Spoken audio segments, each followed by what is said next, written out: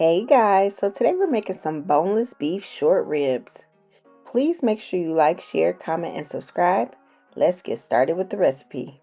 So I have a little over a pound of boneless beef short ribs. So this was just like 4 pieces of short rib, which is more than enough for me. And so I washed my meat and now I'm just patting it dry. And I'm going to season it with some salt, some pepper, some onion powder, and some garlic powder. You don't want to put too much seasoning on it at this point because we are going to sear the beef, and so we don't want all of those spices to burn. So you really could just start with just salt and pepper, but I don't care what seasonings you use. Just make sure your food is not bland, because we don't want no bland food, y'all. Okay. You could also make this in the crock pot if you wanted to, but I'm going to make this in my Dutch oven. I'm going to sear it on the stove and then just place it in the oven. But after you have your meat nice and seasoned, if you're going to sear it first, I'm just searing it on all sides in my Dutch oven.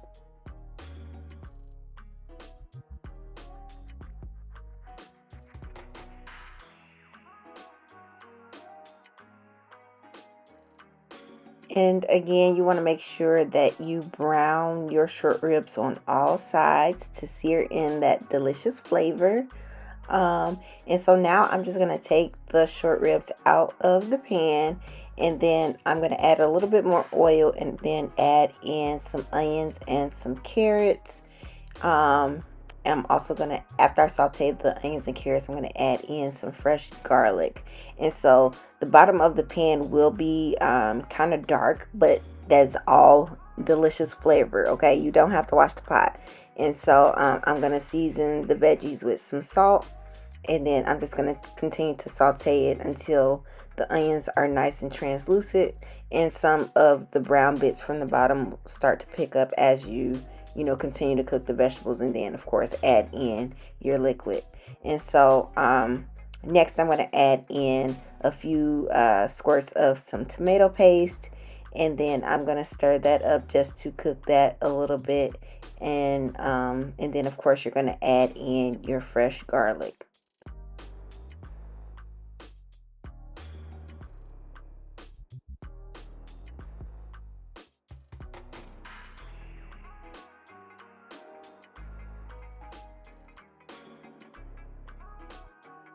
And so now I'm going to add in about 4 cups of some chicken broth. If you have beef broth, you can use that. And then I'm also going to add in some water.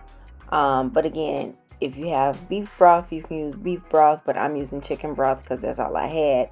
And then I'm just going to season it with some garlic salt, some onion powder, some garlic powder, kind of some of those same seasonings that you used in the beginning, some black pepper. I'm also going to add in a few bay leaves, but again, you can season to your taste. Just make sure it tastes good to you. And so then I'm going to add the meat back to the pot along with the delicious juices that came out of it. And then I'm going to add in some dried thyme leaves. If you have fresh thyme, you can add fresh thyme or whatever fresh herbs you have. And then I'm also going to add in some dried oregano. And then I'm going to stir that up, and I'm going to let it come to a boil for a little bit, and then I'm going to put this in the oven. And so I'm going to cook it in the oven for on 300 degrees Fahrenheit. And so I checked it every hour. So this is after about an hour of cooking. And so it is not done yet because it still needs to get a little more tender for me. And so I'm going to put this back in the oven for another hour. And so this is what it looks like. And so I'm just going to plate this up. You can serve it with some mashed potatoes, some rice, some other vegetables. And so these came out really tender. I want to say I cooked this for about 2.5 hours total. Look how nice and tender. It is literally fork tender. You can't get no better than this, you guys. And so this is perfect for any weeknight dinner or weekend dinner, Sunday dinner, holiday dinner. But anyway, I hope you guys enjoy this recipe. Please make sure you like, share, comment, and subscribe. Thanks for watching. Bye.